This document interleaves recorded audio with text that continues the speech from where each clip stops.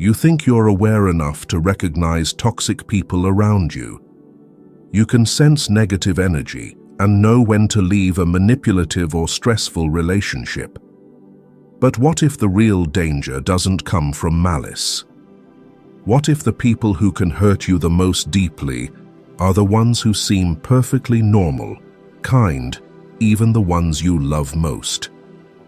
Carl Jung pointed out that what makes people dangerous isn't intentional evil, but unconsciousness. It's the parts of themselves they don't know exist, yet quietly drive their lives and hurt others in the process.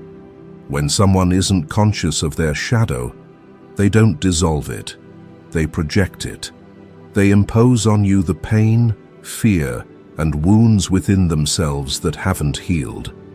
And you, instead of being seen as your person, become a mirror reflecting the piece of their soul they refuse to face. They don't see you as you are. They see a disowned part of themselves. What makes this dangerous is that the process isn't loud. It doesn't arrive as violence. It doesn't look like a threat.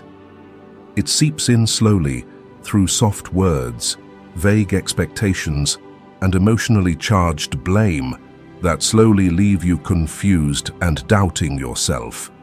This video will take you into the inner world that Jung devoted his life to exploring. We'll uncover 6 types of people he believed you need to avoid, not because they intend to harm you, but because they're being driven by dark forces they don't even know exist. And if you aren't fully conscious, you may end up becoming a vessel for that unconscious energy. This journey isn't just about recognizing others. It's also about reflecting on yourself. Because at some point, in some fleeting moment, you may have been one of these shadows too. Number 1. The unconscious manipulator. Some people enter your life without noise, without shouting, without appearing threatening. They come with a fragile, vulnerable demeanor, maybe a friend who often complains, a family member who constantly needs reassurance, or a lover who lives through emotion and dependency. At first they seem genuine. You feel compassion, you want to help. But gradually, like an invisible cord tightening, you begin to feel drained. You don't know why. There's no aggression, no harsh words, no clear accusations. Yet somehow, you feel yourself slowly disappearing, living on behalf of their emotions. Carl Jung called this a form of unconscious manipulation. When someone refuses to face their own shadow, they unconsciously project it onto others. They don't realize they carry within themselves unhealed wounds, abandonment fears, feelings of unworthiness, or repressed anger. And because they can't deal with these things internally, they accidentally place those burdens on your shoulders. You're not the cause of their pain, but you become the embodiment of it. Jung writes in The Psychology of the Unconscious, "The patient himself has not created the fantasy. It is the product of a collective and individual unconscious. It is not he who invents it, but it is given to him by the unconscious." This quote underscores something vital. These people don't consciously try to manipulate you. They too are victims of their inner world. But that doesn't make the damage any less real. You can recognize this type through subtle signs. Every time you're happy, they feel hurt. When you succeed, they feel left behind. If you don't show enough care, they sink into gloom, self-pity, and silent blame. They don't speak about their needs, but somehow you always know you're carrying the emotional weight for both of you. Slowly, you begin to question yourself. Am I being insensitive? Selfish? Did I hurt them without realizing it? This is the trap of unconscious manipulation. It not only drains your energy, but it also distorts how you see yourself. A clear example is the relationship between a mother who was never truly heard as a child and her adult child. She carries the pain of being forgotten, of not being cared for, but never dares face it directly. When her child lives their own life, happy and independent, she feels hurt, betrayed. She begins to accuse them of being cold, ungrateful, then uses silence or tears to pull them back. The child, out of love and guilt, begins to shrink, giving up their freedom to soothe a pain they never caused. This is the essence of Jung's concept of unconscious manipulation.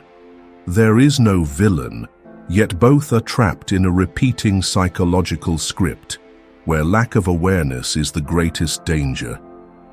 Jung warned us, with a line as sharp as a knife, "What you do not bring to consciousness appears in your life as fate." When someone isn't aware of their pain and their shadow, they will live it out again and again in different forms, pulling the ones they love most into the same tragedy. And if you don't realize it, you become part of that fate, not as an observer, but as the one who suffers it. Unconscious manipulation is dangerous precisely because it has no clear shape. It isn't physical abuse. It isn't a direct threat.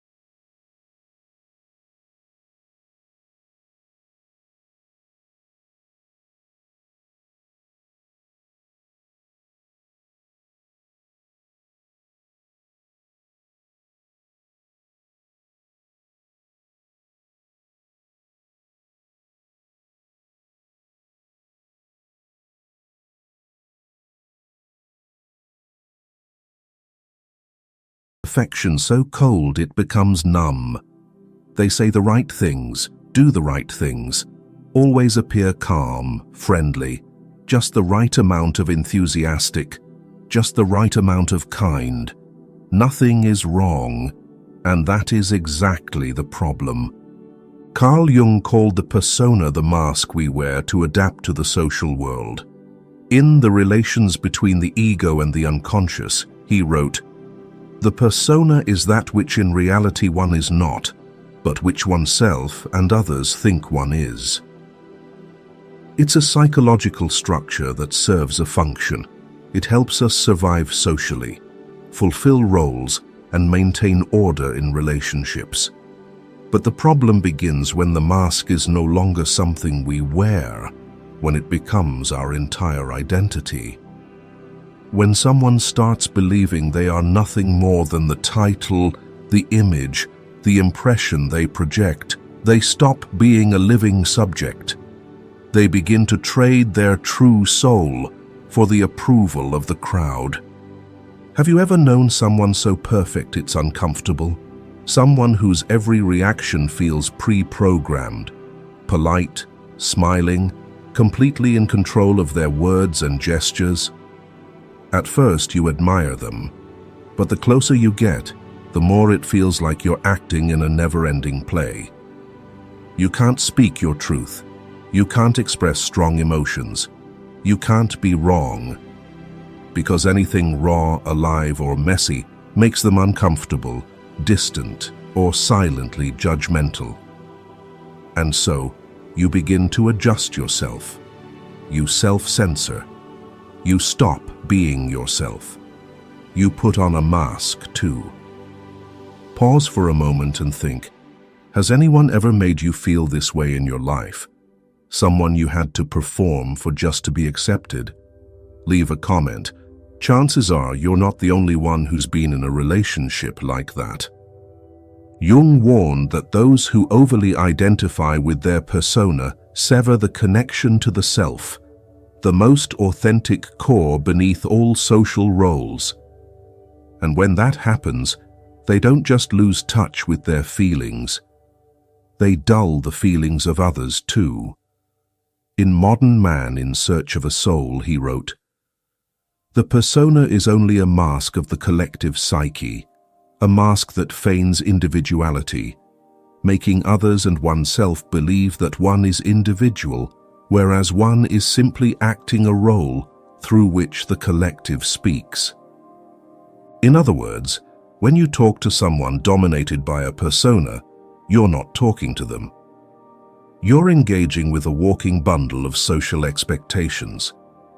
Picture a model father who does everything right, provides well, is polite, responsible, and never raises his voice. But when his children say they don't feel close to him, he's confused. "What did I do wrong?" he asks, sincerely puzzled. The truth is, he didn't do anything wrong, but he was never truly present either. After living behind a mask for so long, he no longer knows how to love sincerely, without defense. His care became a duty, a role, not a feeling coming from within. And children, as all young souls do, can sense that. Similarly, in love, the bearer of the persona often seems like the ideal partner. They say the right things, behave with grace, and act maturely. But relationships with them often lack real connection. When you share pain, they offer textbook comfort, but without emotional depth. When you're angry, they retreat. When you reveal your wildest, most embarrassing truths, they don't know what to do, because they buried that part of themselves long ago. With them, love becomes a stage where everything must look beautiful, and if you want to stay, you must learn to be beautiful in the way they expect. Carl Jung pointed out that the more we cling to the persona, the more we lose access to the positive side of the shadow, the creative, instinctive, wild, and truly individual self. In The Archetypes and the Collective Unconscious, he wrote, "The more we repress the shadow side of the personality, the more it appears in our relationships with others in projected form. And that doesn't just lead them to live inauthentically, it forces those around them into a prolonged performance as well. You're no longer allowed to be yourself if you want to keep the peace." If you've ever felt you had to be less emotional, more proper, softer around someone, you may be living beside a bearer of the persona. And the real question isn't, who are they? But rather, what part of yourself have you had to sacrifice to stay in this relationship? The person wearing the persona isn't bad. They are often products of a society that rewards appearances, where predictability and success are valued more than depth and humanity. But precisely because of that, They are a stark reminder that perfection without authenticity is a kind of emotional death. And if you don't recognize it, you'll gradually get pulled into a life made of roles and silence. Jung once said, "You wear a mask for so long, you forget who you were beneath it." And when you forget who you are, it's easy to believe that happiness can only exist if you never let that mask fall. So now, what about you? In what relationship are you wearing your mask? And do you dare to take it off and live as your real self? Share your thoughts in the comments, because that might just be the first step to reclaiming the voice that has always been yours, waiting inside. Number 3. The owner of the repressed shadow.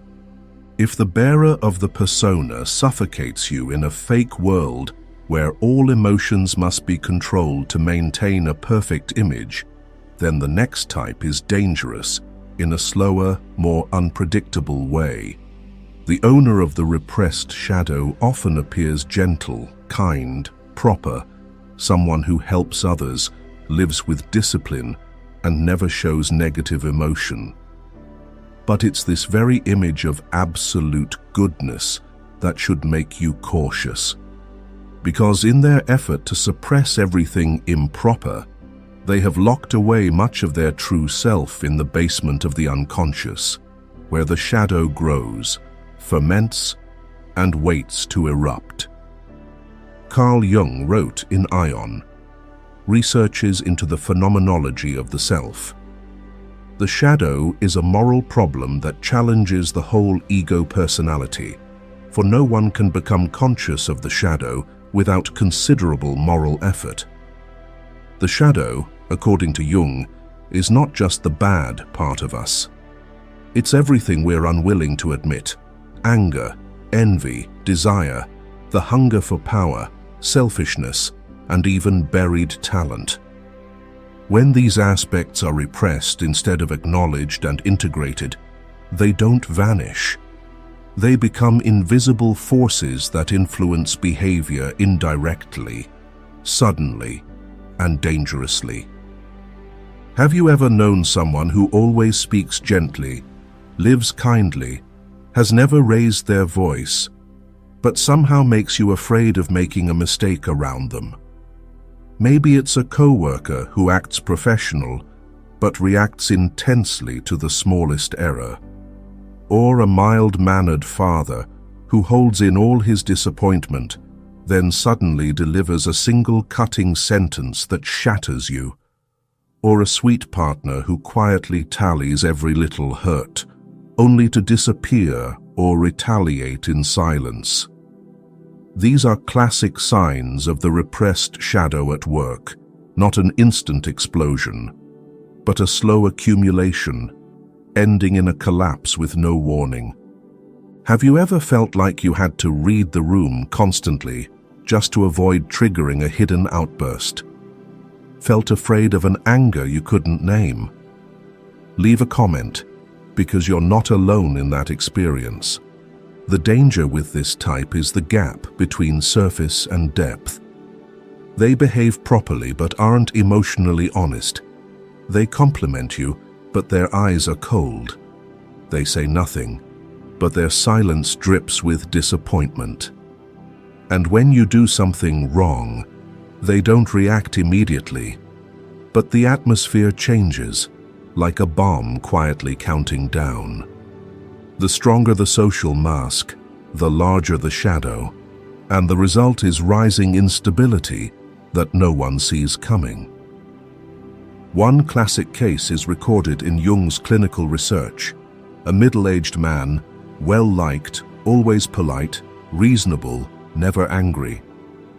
But he suffered from chronic headaches, long-term anxiety, and uncontrollable outbursts, especially when alone. Through psychoanalytic work, Jung discovered that the man had never allowed himself to feel anger, even in the face of humiliation, betrayal, or oppression. He prided himself on being noble, but in truth, he was carrying a shadow so deep it had split from his conscious self. Jung concluded, "One does not become enlightened by imagining figures of light, but by making the darkness conscious." When you live beside someone with a repressed shadow, you never know what will cause them to snap.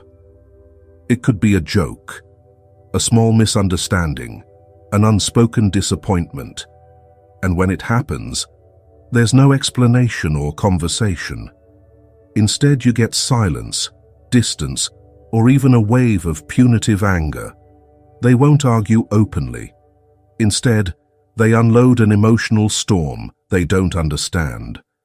It's not anger from the moment. It's a lifetime of swallowed pain, finally bursting like a volcano after a small tremor. Jung emphasized that the shadow isn't only made of negativity. When it's repressed, not just negative emotions are lost, but also vitality, inspiration, and personal identity. That's why people who deny their shadow often live without passion, fall into depression, or become controlling and rigid to feel safe. The more they try to control the outside world, the more the shadow takes over inside. Have you ever tried to get everything right? Tried so hard to hold your image that you felt suffocated, disconnected from yourself? You might be carrying your own shadow in a repressed state, and recognizing it isn't failure, it's the beginning of healing. Because, as Jung said, until you make the unconscious conscious, it will direct your life, and you will call it fate. The shadow doesn't go away when ignored. It simply becomes your destiny, and often a shattered one. The owner of the repressed shadow isn't a bad person. They are often good people with no room for authenticity. But that's precisely what makes them dangerous. Because when you love someone like this, work with someone like this, live with someone like this, you never know when the relationship will turn into a pressure cooker. And if you're not attuned enough to recognize the signs, you'll become the victim of an unnamed, shapeless, but devastating eruption. Number 4. The moral controller. Not everyone who holds a knife is capable of making you bleed. Some people only need a stern look, a well-timed remark, or even a meaningful silence to make you shrink, doubt yourself, and quietly convict yourself. The moral controller doesn't need to shout to overpower you. They use reason, standards, and good intentions like velvet-covered blades. You don't see blood, but you feel yourself getting smaller. Every time you express difference, show genuine emotion, or simply fall short of perfection, their gaze seems to whisper, "That's not enough." And so, you start adjusting. You try to be better, more rational, more proper, not because you were wrong, but because you've been conditioned not to disappoint them. That's how their influence embeds itself deep into your subconscious, not through shouting, but through a light so bright it blinds you to the shadows in them and in yourself. The moral controller often presents as upright, as someone who stands for what's right. They frequently speak of high standards, life principles, self-discipline, personal ethics, and social morals. They never explode in rage, but they always stand in the role of the guide, the one who knows, the moral compass. And they are masters of using seemingly constructive language to impose control. "I'm just giving feedback because I care." An adult wouldn't behave like that. You really should take a good look at yourself. These words contain no harshness on the surface, but they cut deep with an invisible kind of power. Moral authority. To Carl Jung, blind moralism, living only in the light while ignoring the shadow, is fertile ground for extremism. The moral controller does not acknowledge their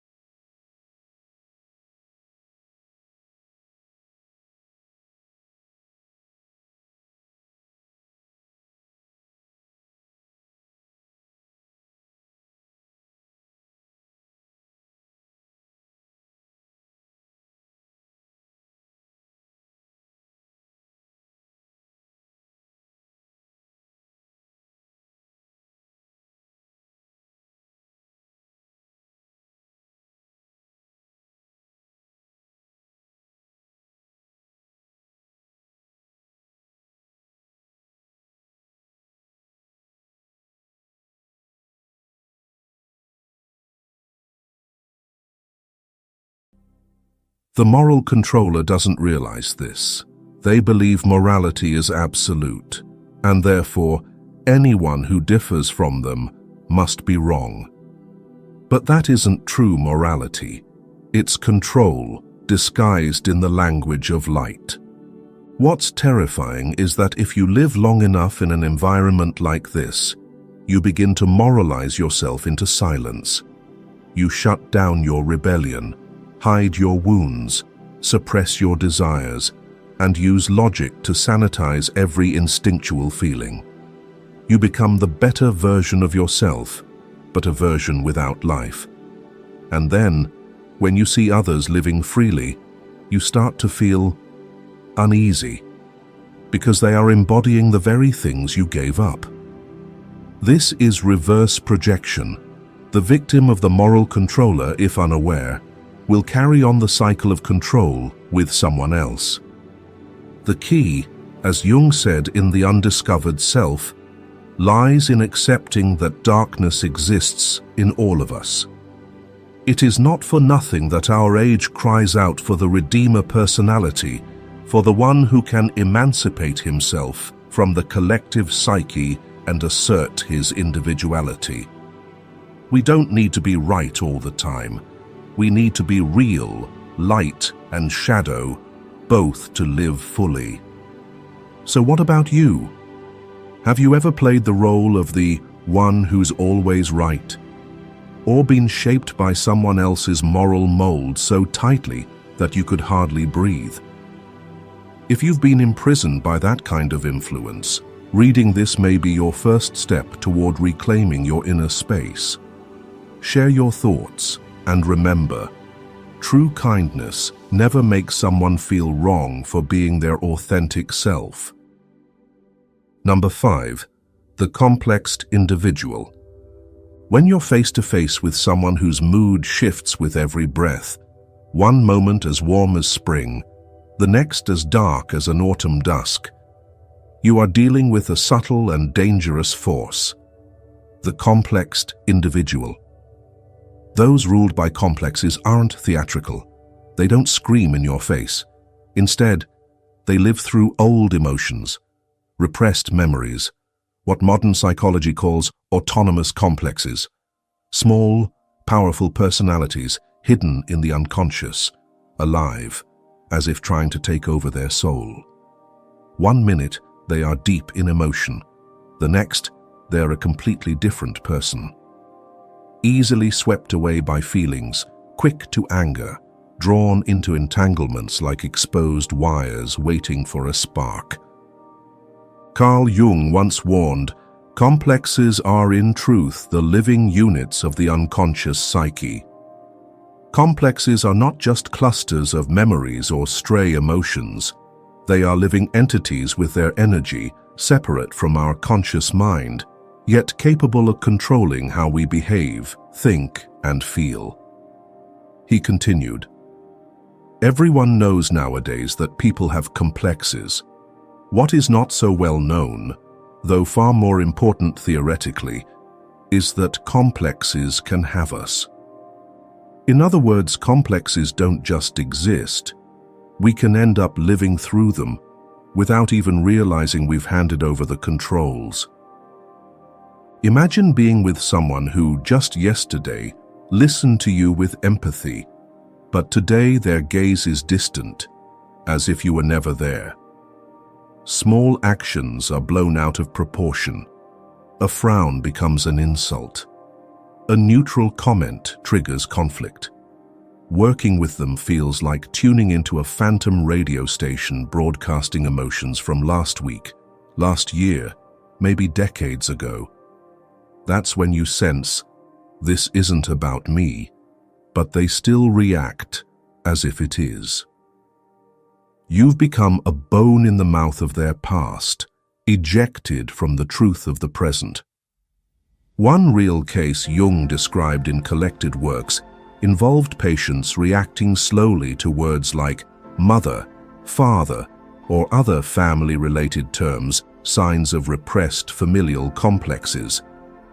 When Jung helped them bring these complexes into awareness, only then, by facing them to the bottom, could they begin rebuilding their inner relationships and find freedom? When a complex is triggered, you are no longer the master of your own emotions. You become a servant to a sudden emotional eruption. You may have known a friend or loved one who was hurt in childhood, who, at some unconscious moment, got frozen in a memory, forgetting the pain but reliving it anyway. They feel sadness without cause, anxiety without reason, rage without explanation, and you're there, trying to understand what's happening, but they can't tell you. They only know they don't feel okay, and you find yourself trying to retrieve a missing piece of consciousness to pull them back into the present. Jung spoke plainly. These things are then lost to consciousness and must be found again in the course of life, at the cost of infinite effort. If God is kind enough to send us a neurosis, that special gift of grace, to accompany us on life's journey. Until a complex is made conscious, it behaves like a landmine, set off by the slightest touch. But once it's brought to light, that's the first true gift of healing. The journey of individuation begins with one small step, seeing what is rising inside you so you're no longer ruled by it. The damage caused by someone governed by a complex isn't just strained relationships. It's the emotional instability you have to live with. You never know if today will be peaceful or chaotic. You don't dare say the wrong thing because you're afraid of setting off their complex. You shrink yourself to keep the peace, to avoid collisions. But the real conflict happens inside you, in a deep place you can't control. And then you ask yourself, why am I more concerned about their feelings than my own? Complexes don't just fray their relationships, they tear at yours with themselves. When they rage, you retreat into silence. When they sulk, you pretend everything's fine. When they wear a mask of selflessness, you get pulled into the role of healer without ever being loved back. That's exactly what Jung meant when he said, "The complex interferes with the conscious will and disturbs its intentions." If you don't become conscious enough to break free, you'll find yourself living out the script their complex wrote, like a loop with no exit. Have you ever lived with someone like this? Someone who is kind today, bitter tomorrow, vulnerable one day, cruel the next? Share your experience in the comments. You're not alone. As Jung would say, if you don't recognize what in your unconscious is operating, you're not the one living your life. And finally, complexes are not evil. They also contain buried potential, creativity, desire, power.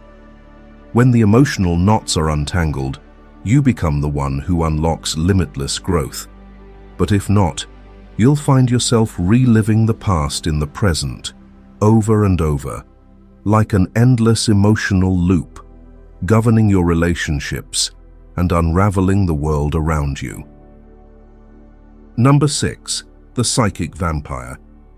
Have you ever walked away from a conversation and wondered why you felt so drained, as if someone had quietly siphoned all your life force through gentle words and seemingly harmless glances? They didn't yell, didn't get angry, didn't insult you.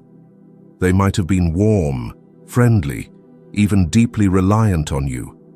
But it's that neediness, persistent, unrelenting, that quietly drains your energy before you even realize it.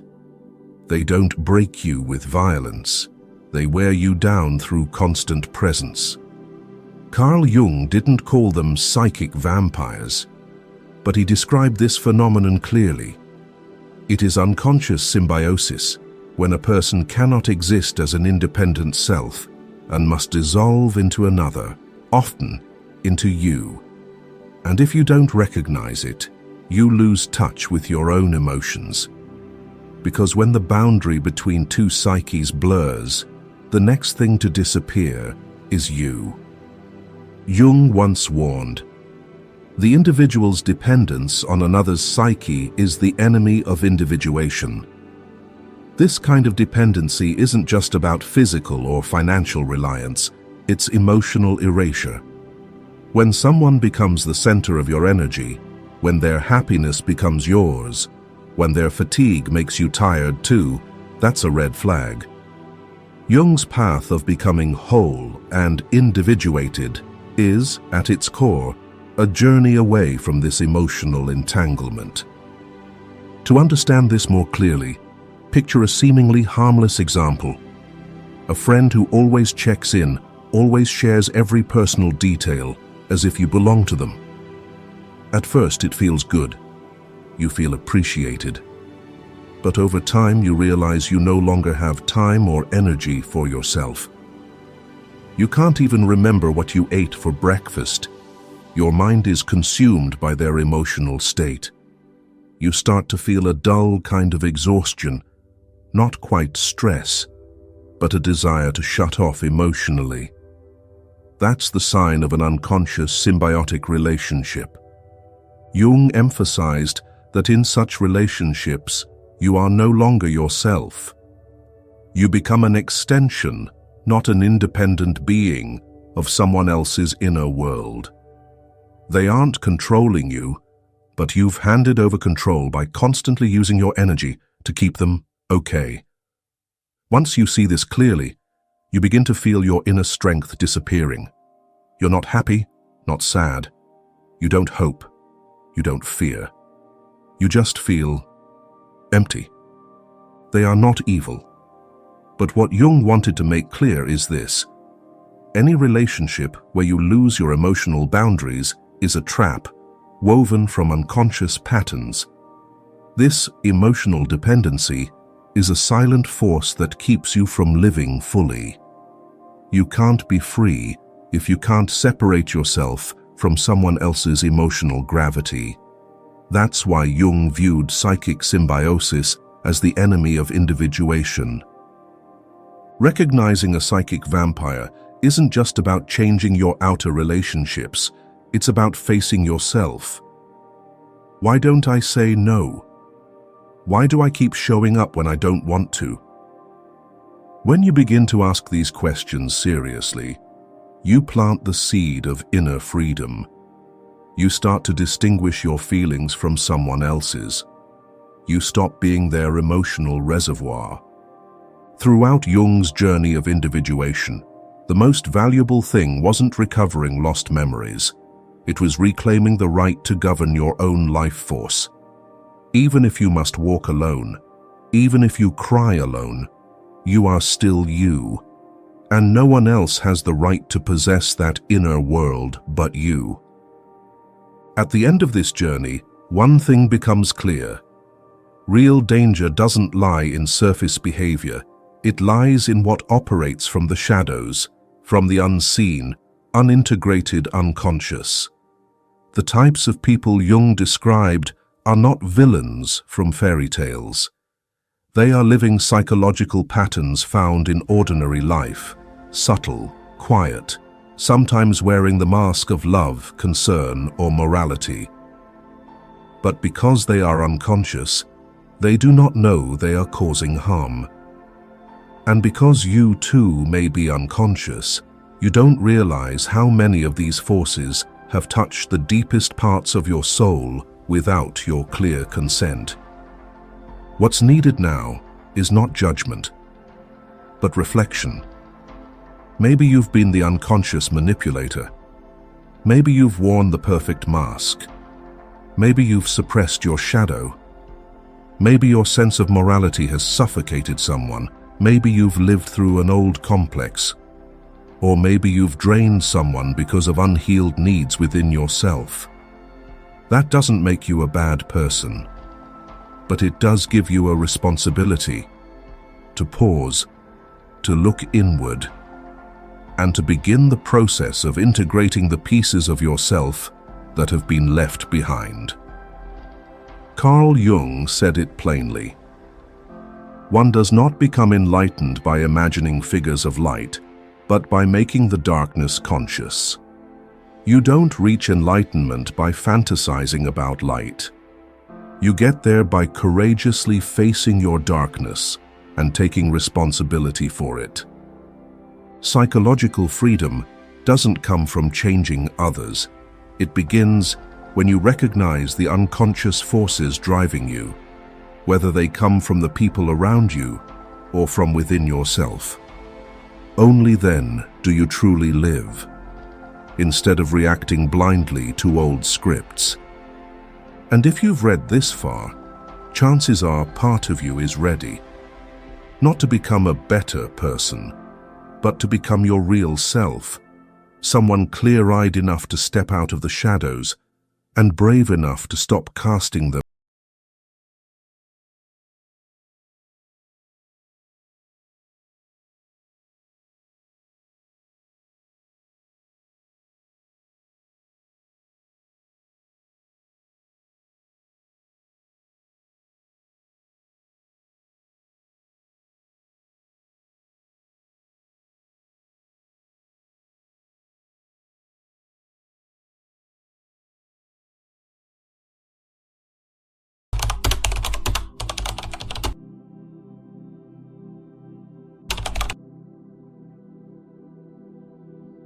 Some women don't need to speak loudly, compete, or prove themselves. They don't chase love, peace, or power. Yet these things find their way to them, like fragments of magnets drawn to a clearly defined center. It's not because they are more beautiful, more successful, or wealthier. It's because they emit a different frequency, the frequency of someone who has awakened. Carl Jung once said that when a woman dares to gaze into her darkness, to converse with the unaccepted parts of herself, she embarks on the journey of individuation and becomes an undeniable source of energy. This is something most people are not taught. True attraction doesn't come from strategy, but from the frequency of energy. It doesn't stem from an external facade, but from an inner essence that has been unlocked. In this video, you will explore 6 energy habits that profound women practice daily. These are not checklists to complete. They are doorways leading you back to yourself, so that from that place, you no longer need to seek anything, because everything is already seeking you. Stay until the end, because if you've ever felt different, perhaps it's time to remember your true frequency. Number 1. Regulating the inner shadow. Have you ever felt like a taut bowstring where a single, seemingly harmless word could snap you, releasing an arrow beyond your control? Or sensed a quiet wave of envy creeping in, uninvited, as someone else succeeds, slipping into your mind like silent smoke despite your smile? There are moments when inexplicable anger surges like an unannounced storm, or mornings when you turn away from the mirror, not because of tangled hair, but because you cannot bear your gaze. All of these, Carl Jung called the shadow. The shadow is not evil. It is the basement of the soul, where we lock away the parts we don't want others to see. Pettiness, wounds, the longing to be loved, the shame of feeling not beautiful enough, not good enough, not worthy enough. We seal it shut with smiles, optimistic words, and diligence. But the rejected parts don't sleep. They lie still like a pack of wolves beneath the ice, waiting for the first crack to surface, pulling us back to ourselves with raw force. Jung wrote, "The shadow is a moral problem that challenges the whole ego personality, for no one can become conscious of the shadow without considerable moral effort. In other words, no one can fully become themselves without daring to sit with the parts they most want to forget." A woman with profound energy isn't free of shadow. On the contrary, She carries an entire forest of memories others cannot see. But she doesn't build walls. She steps into that forest daily, holding a small lantern. Instead of pretending she's fine, she asks, "What is this anger protecting in me?" Instead of judging, she listens. Instead of reacting, she pauses. She doesn't try to escape her shadow. She stands beside it, like an old friend, no longer afraid, no longer ashamed. And that is what gives her a strange magnetism, like a deep lake, still but brimming with pull. Others don't know why, but they feel safe around her, because she is no longer at war within. Her center is no longer a battlefield, but a sanctuary meticulously tended.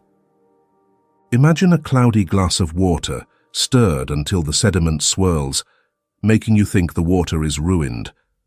But if you let it be, just let it rest, everything settles. Clarity emerges not because you forced it, but because you stopped fearing the depths. Within each of us is that glass. And true stillness doesn't come from positive affirmations, but from courage.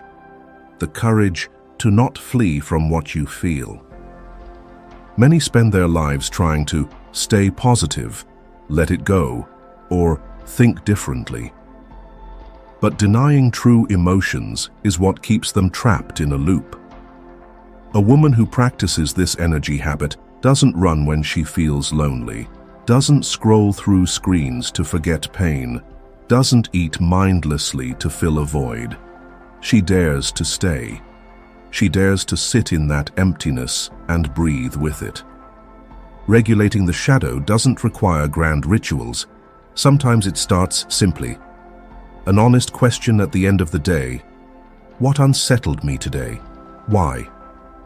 No judgment, no rush to fix it. Just listen. In Jungian psychology, when you don't face your shadow, it projects outward as the people you hate or the situations you accidentally keep encountering. A woman who hasn't understood her shadow will be drawn into relationships where she's repeatedly hurt, because deep down she believes she's unworthy. One who hasn't made peace with her insecurities will exhaust herself proving her worth endlessly. Conversely, a woman who has made peace with her shadow doesn't need validation. She has sat with her most imperfect parts and stayed. Her energy radiates safety, stillness, not rushed, not afraid of being left behind. That is what makes her magnetic. Stillness isn't a destination. It's the result of no longer fighting yourself. Such a woman isn't easily manipulated. She doesn't flare up easily. She doesn't slip into victimhood, because she knows those emotions have been with her, and she has lived with them consciously. You can't fake peace. Energy doesn't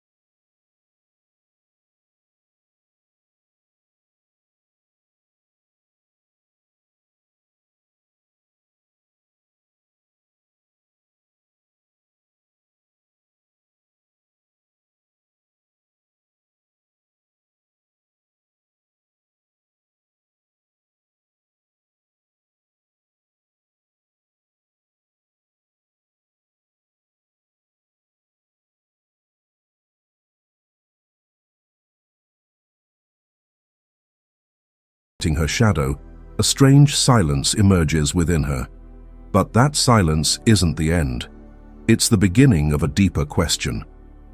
If I'm no longer ruled by my shadow, who am I? This question leads to the second habit, embracing the true self, where you begin to shed the masks you've worn too long. Carl Jung called the social mask the persona, the part we create to fit the world, to be liked, praised, or to belong. Everyone has a persona. It helps us survive in society, but it's a double-edged sword.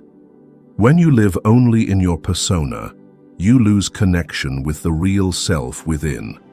And, according to Jung, that's a root cause of existential crisis. A woman with profound energy doesn't reject her persona. She knows what mask she's wearing and chooses when to take it off. She doesn't try to please or craft an image. She's honest with herself, even if it unsettles others. Because she knows, a clean break in a false connection is better than a hollow role played smoothly. Consider the true story of Princess Diana, not as a fashion icon or beloved royal daughter-in-law, but as a human who faced her persona and dared to remove it. At 20, entering the British royal family, Diana became the perfect princess, gentle, elegant, devoted to charity, always smiling for the cameras. The media called her a fairy tale girl, and the world adored that image. But behind the smile, Diana said, "I felt like a puppet being controlled, losing myself." In reality, Diana struggled with bulimia, self-harm, and severe depression after Prince William's birth. She tried to maintain her persona, the happy wife, the model princess.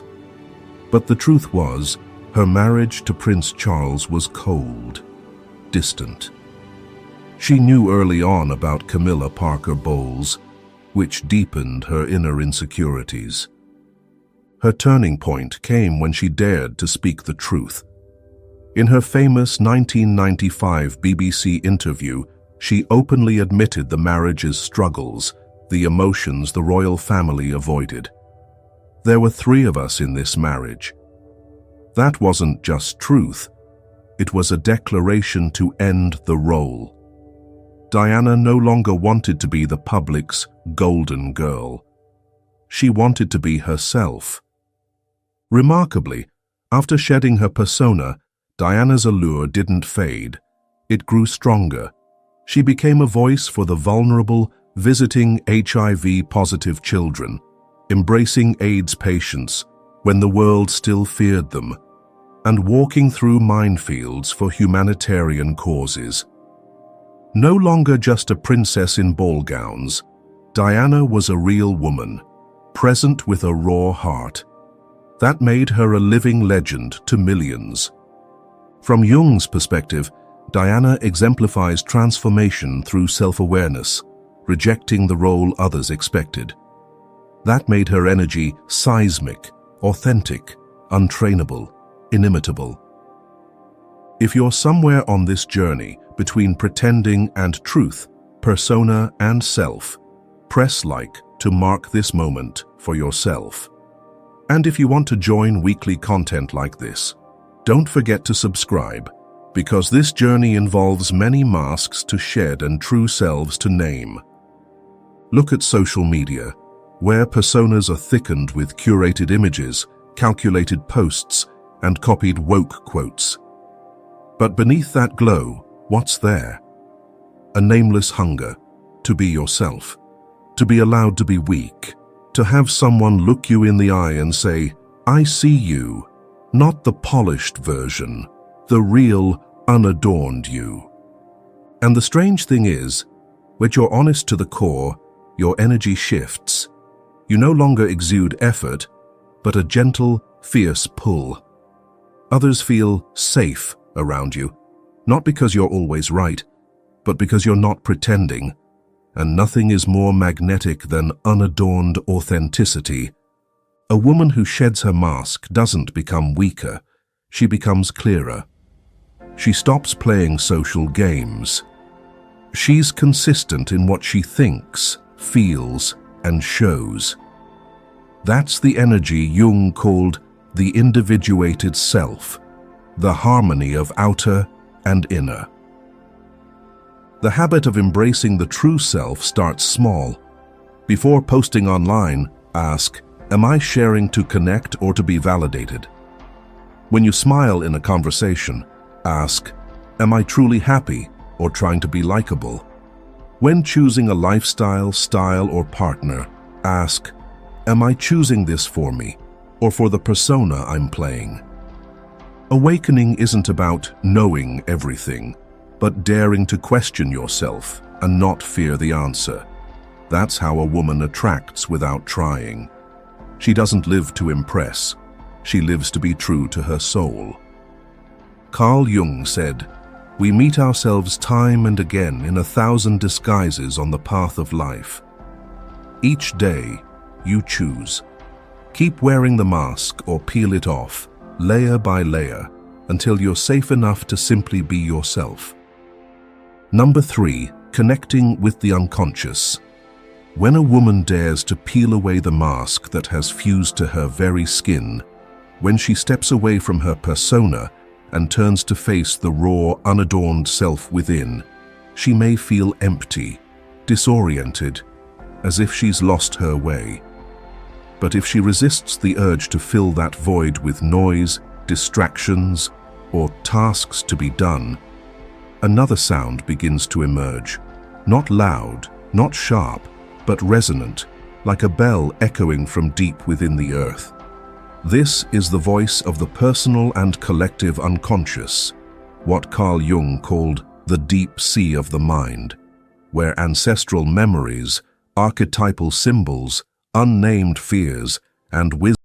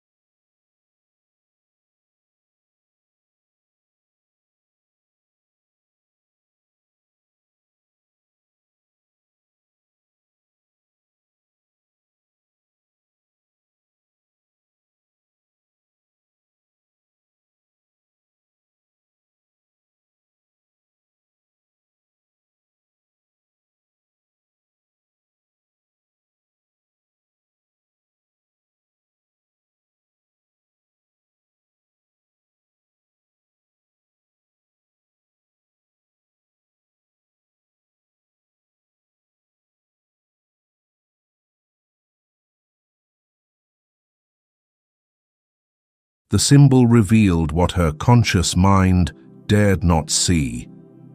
She had never truly lived. Similarly, have you ever felt an unexplained exhaustion, even when life seems stable? It might be because you've never asked, "What within me needs to be heard?" In an era of speed, surface connections, and performance-driven goals, a woman who carves out sacred time for herself walks against the current.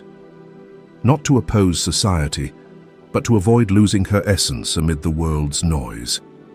This habit doesn't require a monastery or unplugging for a week. It begins with 15 minutes a day, stopping everything, sitting in silence with no goal, no entertainment, no self-improvement, just listening to what speaks within. Sacred time might involve writing down a dream, not to decode it like a cheap dream dictionary, but to observe what the symbol wants to say about you. Jung believed dreams speak not in logic, but in the language of images and emotions, which a sensitive woman can feel if she dares to trust intuition over reason. This isn't empty spirituality. It's a practice of returning to your deepest energy field. Within the collective unconscious lie archetypes that have existed for millennia: the mother, the lover, the sorceress, the wild one. During sacred time, these archetypes begin to visit, guiding you to your truest self, not shaped by trends or cliched advice.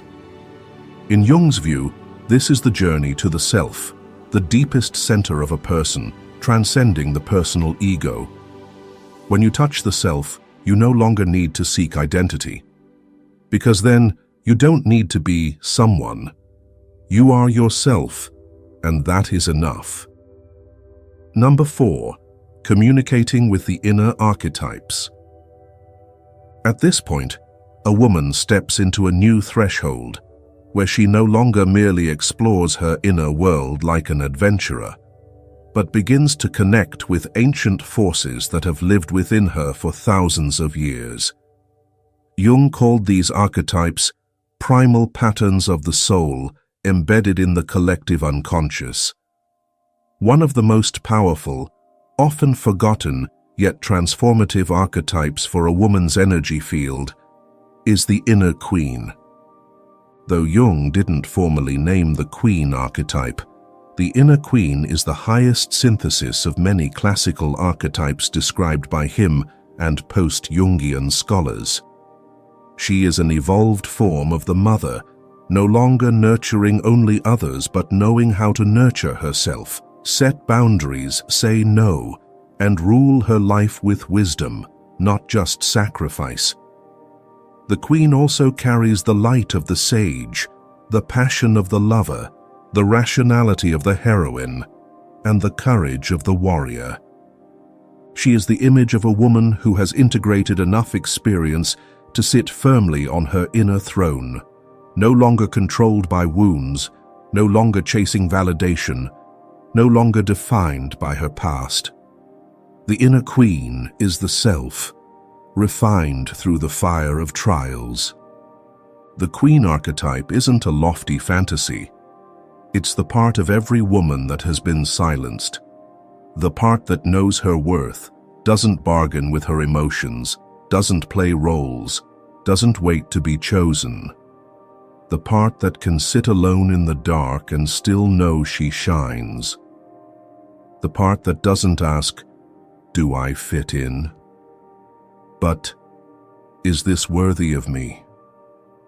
Jung believed archetypes are the original images of the soul, living like entities in the unconscious. They don't need to be imagined. They're already there, waiting to be named. If you don't call them, they still shape your life, but unconsciously, chaotically, and without power. The problem is, many women are taught to be likable, gentle, properly feminine, but few are taught to summon the queen. As a result, this archetype is often distorted, manifesting as control, arrogance, or stubbornness, or buried deep, becoming resignation, accepting smallness, and living in self-forgetfulness. A woman who seeks to emit a distinct frequency must practice communicating with this archetype daily. Not by imagining a crown or reciting empowerment mantras, but by making decisions from the place of the inner queen with questions like, are you choosing this relationship because you love, or because you fear loneliness? Are you staying silent because you're truly at peace, or because you fear disappointing others? Are you agreeing because you want to, or because you don't believe you can say no? The Queen always knows what's right for her, even if it unsettles others. She doesn't need to shout to assert power. Her presence is the answer. Think of Miranda Priestley in The Devil Wears Prada. People feared her, but none could deny her magnetism. She didn't explain, plead, or curry favor. She lived fully in the Queen archetype, even in its shadow form. A woman who summons the Queen's light, where power meets compassion, emits an energy that makes others adjust when they enter her space. In Jungian psychology, when an archetype isn't consciously integrated, it projects outward. You see it in others, admiring or resenting it, not realizing it's the part of you you've yet to claim. If you feel threatened by strong women or find yourself in subservient self-doubt,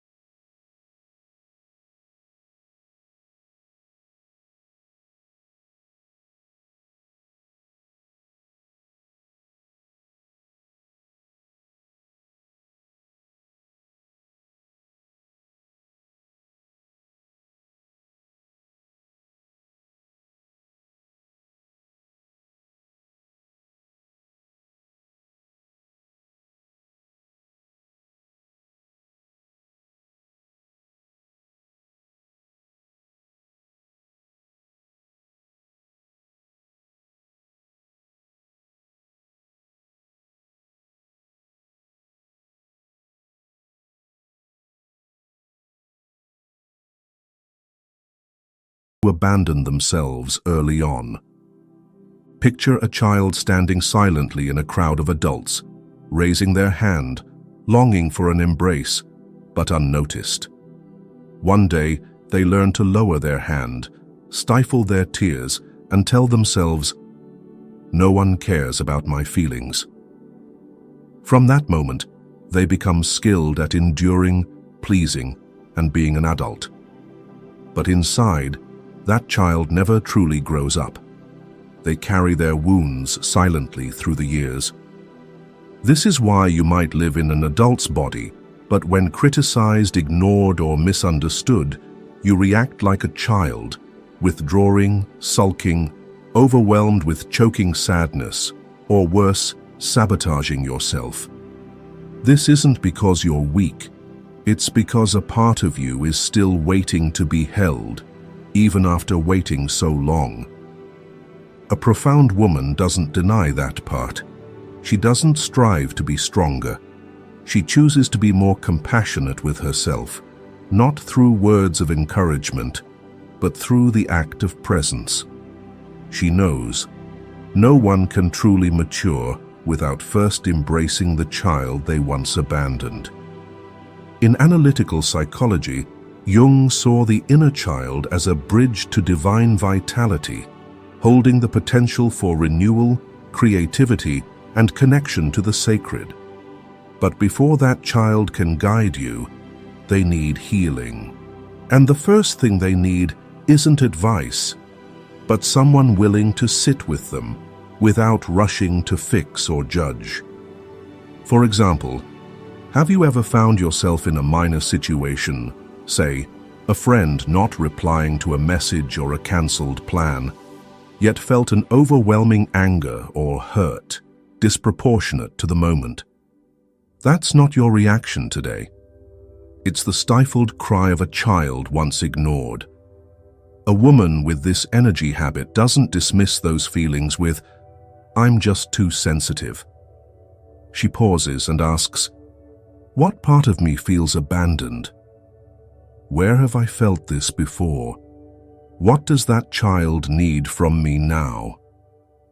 Practicing compassion for oneself isn't about self-love in a cliched sense. It's about the courage to sit with your most vulnerable parts without turning away. Like an old stitch not yet removed, the skin seems healed, but it still aches when touched. Old wounds within you are the same. They don't vanish with time.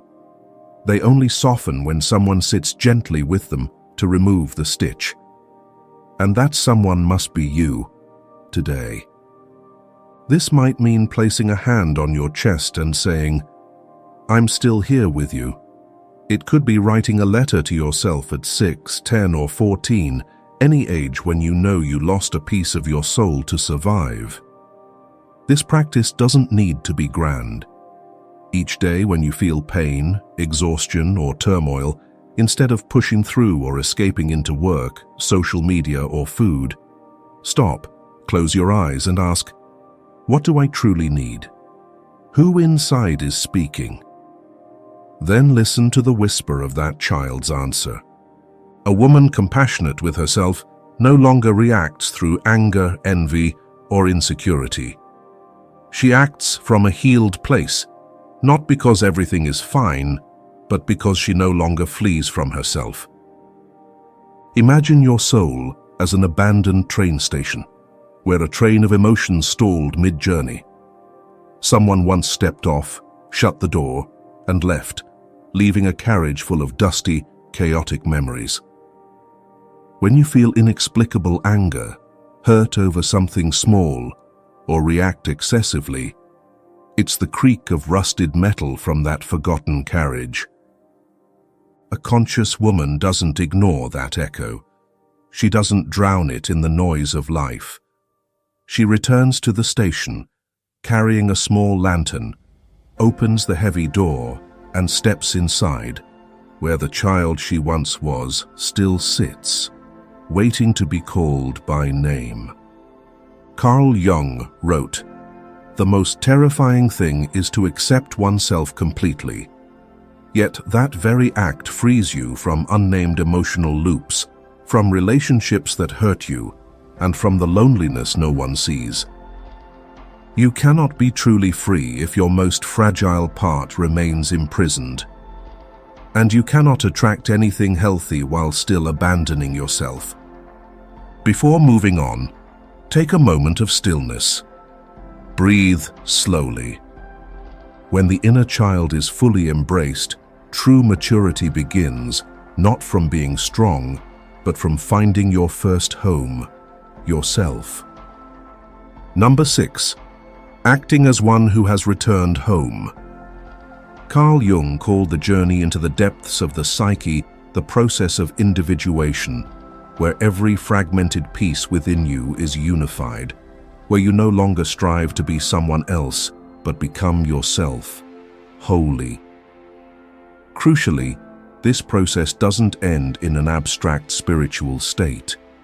It only comes alive when you embody it through specific actions, small choices, and everyday interactions. A woman living from her core makes no decisions from lack, obligation, or fear of being left behind. She doesn't need love to feel worthy. She doesn't need to win to feel strong. No longer pulled back to the past to explain the present or rushing toward the future to escape unanswered questions. She lives here, now, as if she has returned to where she belongs, herself. Imagine someone wandering for years in a desert, seeking love, validation, and safety. Out there, she held out her hands for drops of water, ready to compromise, to trade herself for love. But once she returns to the wellspring within her ground, that thirst fades. She can love,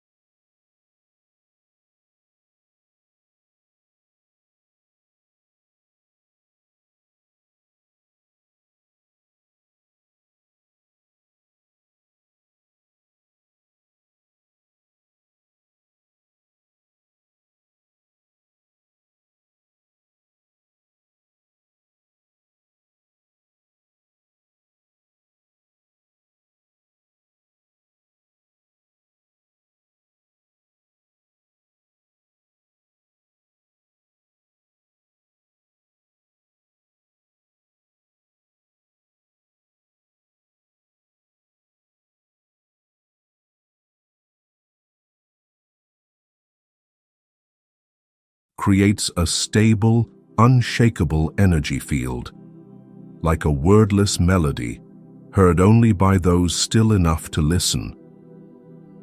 Acting as one who has returned home doesn't mean you have it all. It means you've stopped searching. That state, whole, fulfilled, yet not arrogant, makes you a still point in a chaotic world. Others don't know why they feel safe around you, but it's because you don't demand they fill any void within you. Psychology calls this spiritual integration. You don't just understand your parts, you live with them. You can doubt, yet act. You can be hurt, yet open your heart. You can be conflicted yet whole. That's a power no title can grant. Picture yourself as an axis. Everything outside may shift: people, opportunities, praise, criticism, doors opening and closing. But you remain steady, not rigid, yet not swept away. And strangely, when you live from your core, everything around you begins to align. You don't need to chase. What belongs to you finds its orbit. You don't need to become someone else to be loved. You just need to return to the place you left too long ago. The place within where you know, I don't need to compete for anything. I just need to live truly. And what's true always carries its weight. From that place, love will find you. Peace will stay. And your influence won't need to shout.